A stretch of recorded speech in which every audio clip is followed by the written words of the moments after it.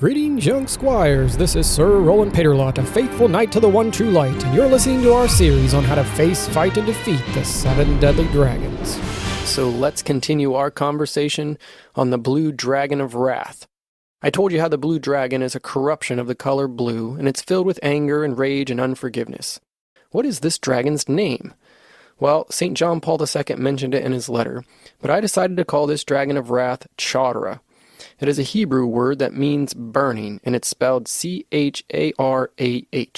It's often combined with the word anger for burning anger. We all know that dragons breathe fire, and fire burns and causes much pain. The blue dragon can be especially cruel and mean, so we need a battle strategy to face this dragon with courage. Today we focus on the weapons or virtues to defeat Chara. There are actually several important weapons we can use here. Meekness is one of them. Jesus was meek and humble of heart. That doesn't mean weak, even though those words rhyme. Meek means strength under control. And if there's one thing a blue dragon wants, it's for you to lose control, especially of your temper. Think of a horse.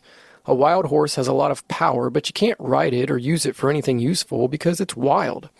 To meek a horse actually means to harness its power for good, not to make it weaker. A horse that is meek can be ridden into battle, carry heavy burdens, and do much good because its strength is under control. In the same way, we talked about how anger is a natural human emotion, and sometimes it is the proper response to an injustice, like when Jesus got angry and overturned the money changer tables.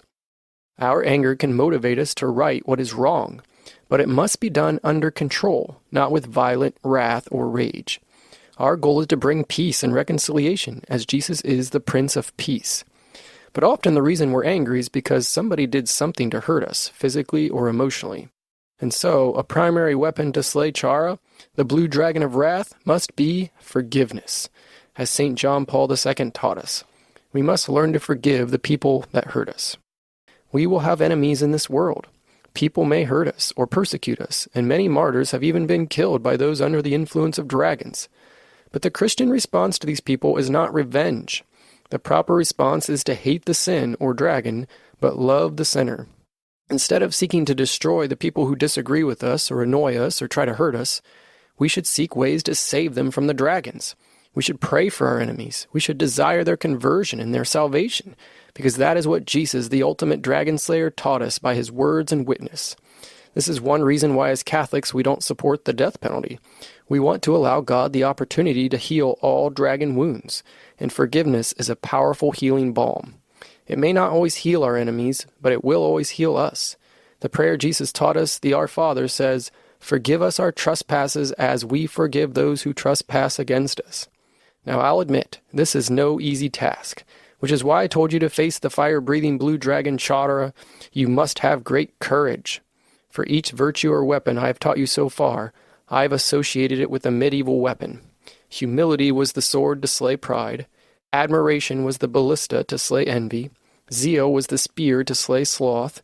Generosity was the trebuchet to slay greed.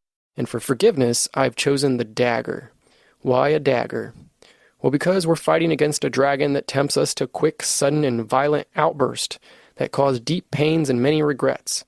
It is a dragon that gets in your face and wants revenge, and a dagger is used at close range. Perhaps you've heard the phrase, a dagger to the heart. It is often associated with an extreme heartbreak when you hear somebody you love say something awful about you or hurt you in a way that causes a deep wound. That deep wound makes you feel hurt and angry, and you're tempted to find justice by getting revenge and hurting them back or holding a grudge, which causes a vicious cycle of pain and nobody wins. This is what the blue dragon wants. Dragons are vicious.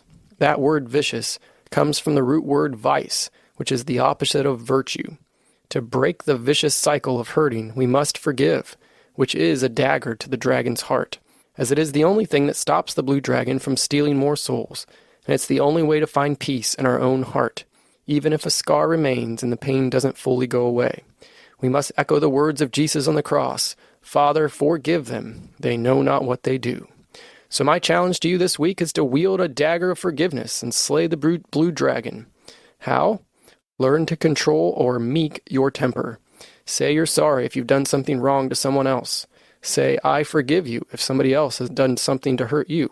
So stay holy, young slayers, and until we meet again, I'll leave you under the protection of St. Michael the Great Archangel, St. Joseph the Terror of Dragons, and Mary, Queen of the Angels, Our Lady of Grace, and the woman whose seed crushed the head of the dragon.